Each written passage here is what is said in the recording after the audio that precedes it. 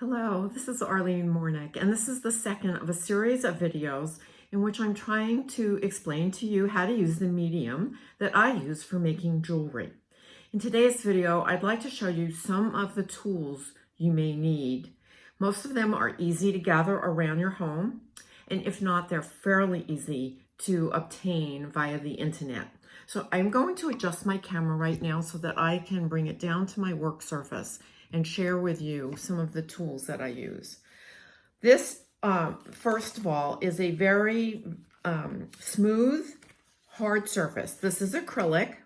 You don't need to have acrylic if you have a piece of glass at home that's very smooth, or a leftover tile from a project around your house. As long as the surface is smooth, you will be fine. The second item is something that will keep the clay from sticking to this work surface. So this is a piece of cooking teflon. I purchased a large roll from the internet, and I just cut it up into the size pieces that I need.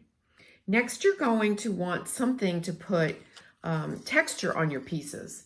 These are samples of textures I use.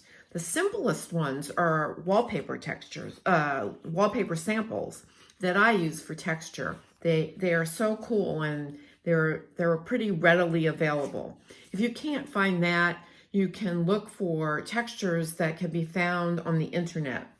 And you can tell this one's been pretty well used. It's fairly dirty. This one's still slightly clean.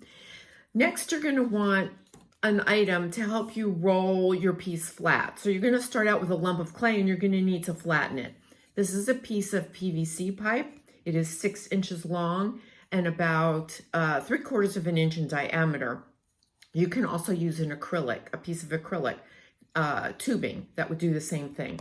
Next, you need something to help you determine the depth or thickness of your piece. I use playing cards.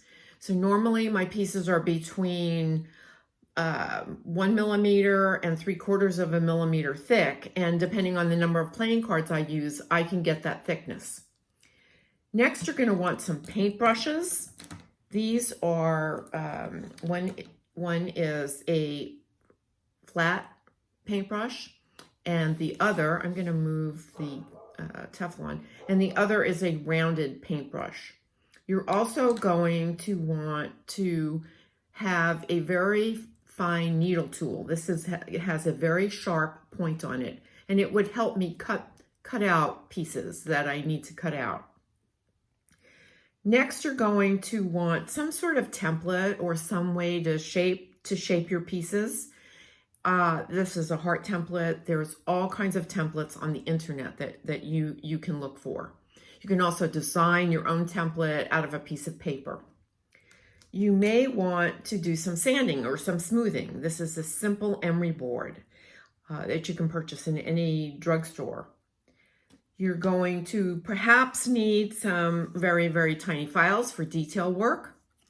You are going to want to have a product that acts as a resist so that items do not stick to the texture or other things that you're using. This is called Badger Balm, but if you have olive oil at home, I'll show you how you can use that instead.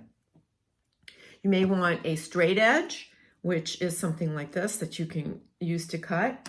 You may want a cocktail straw, pretty simple cocktail straw for cutting holes. And finally, you're definitely going to want some kind of container to store the opened clay. Those are the minimum things that you need, minimum items that you need for working with metal clay.